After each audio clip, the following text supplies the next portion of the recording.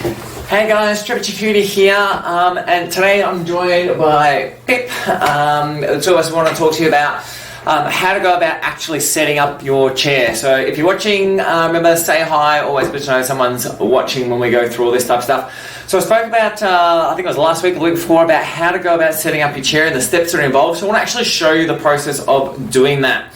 Okay, so I've got Pip here, she's going to help me out today. So the first thing we're going to look at is the length of, or the height of the chair in relation to the floor. So we want both feet flat on the floor. So what we'll do, just raise your chair up for me, Pip. Just come up higher, come up higher, come up higher. That's it, lovely, cool. Okay, so if we look at this side, we've got Pip's feet flat on the floor, which is what we want to see. We've got a little bit of weight on them as well. Can you come up high with the chair? That's it, lovely. Alright, so up at that height we can see we're starting to get some reach here, and this is a little bit higher than what we want. So we want to make sure that we're not too high. So we're just going to drop it down, say about that much. That's a little too far, a little bit up. That's it. Beautiful. And then what we're going to do is tilt the chair. So we want the front of it down in relation to the back. So we're just going to unlock this and tilt it forward, lean forward. That's it. And lock it into place there. And we want this back as far forward as we can. Okay, so we want it really upright there. So what we can see when we look at this chair here is really we're not quite getting enough lower tilt that we want. And this back is not really as high as we want up. So if we get Pip to move back as far as we can in the chair, okay, as she leans back, we can see that we're still in that backward lean position. The camera's just a little bit off screen there. Okay, we can see we're still on that backward tilt position. So we really want this up right in that position and the base down. So what we're really seeing is this chair can't give us the quality of setup that we're actually looking for in this situation. Okay, so we've got the height sorted out. So let's move Pip in now. Just go into the desk. Move this closer to this way, just so you don't knock that. Yep. Alright, so now we're going to just put your hands up on the desk. Now with Pip in that position, what we can really see is that her elbows sit actually lower than the desk itself. And this is a big problem for us, because if the elbows are sitting lower than the desk itself, what we're going to end up with is strain as the hands fight constantly to stay upright in that position. So we want to now elevate Pip in relation to the desk. In other words, we want to bring the desk down. So the good thing about here, we've got a digital sit-stand desk, and what we're going to do is just drop that desk down a little bit. A little bit lower yet. Okay, and now what we have is a situation where the arms are slightly coming down. That's what we want. In fact, we could probably go even just a little bit lower for Pip there. That's it. Okay, now we've got that slight downward slope on her forearms that we want. So we've got the height of the chair right, and now we've adjusted the height of the desk to her. The interesting thing is when we look at this, if you compare it to the desk we've got right in front here, if I move the camera over, and compare it to this, that height for her is actually lower than the average desk height. So she's down lower than what you'd buy for a normal commercial desk just off the shelf. In her case, if we didn't have the sit-to-stand desk that we could raise and lower to get to her height, what we'd actually need to do is lift the chair up, the equivalent of those about 8-9 centimetres there, in order to accommodate that, and then we'd need to put a small box underneath her feet to give her that level of support.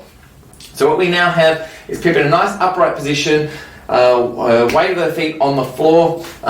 This chair, really, we need to get a better chair for her. This chair is not going to give her the support we want. We want more of a tilt down, and we want this right up here into this position so that she's got that support that she needs. Final thing we're going to look at now is her hands themselves. So I'm going to move this across so that you can see Pip at her station. And what we want to see now is still see how the wrists are below her hands. So we can just make that out, that how she's got that backward tilt. So this is a problem for us because we're going to constantly keep activating those wrist extensors and finger extensors to keep her hands off the keyboard.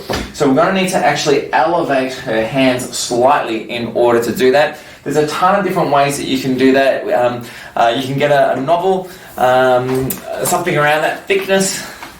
put that underneath her wrists here, and that will just give us still a downward slope, but it'll keep her wrists above the keyboard and stop that from being an issue.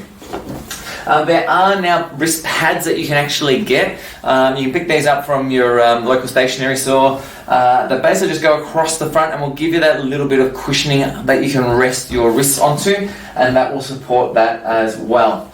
The final thing we want to look at then is our monitor height. So the monitor height, we want roughly about the same height, the top of the monitor at roughly about the same height as your forehead. So we want a slight, maybe 5 to 10 degree down angle that you're looking at on the monitor. So if you've got a monitor that has a slide up and down, that's fantastic. Otherwise, you can get monitors like we've got here, dual monitor stands and single monitor stands that will actually allow you to move the monitor in any position you want, so that we've got our eyes at a slight 5 to 10 degree down angle onto the monitor itself.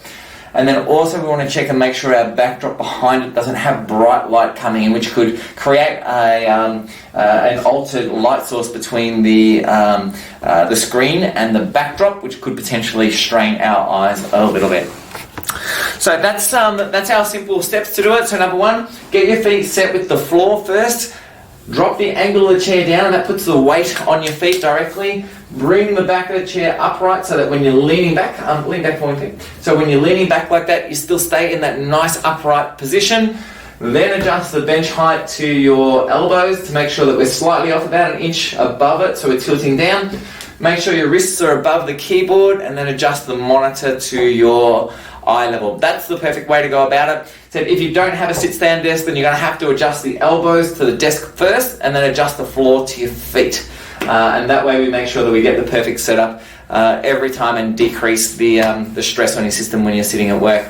Remember though, even though this is great and you can be perfectly set up like this, nothing still beats standing up when you're working. Okay, the stimulation from your feet will help brain function, and the effect of standing will also help you physiologically as well. Anyway guys, that's a quick overview of how to set up your workstation while we're in lockdown at the moment. If you have any questions at all, just post up, send me a message, and I'm happy to help you out in any way, shape or form we can. Speak to you next bit. See you guys. Bye.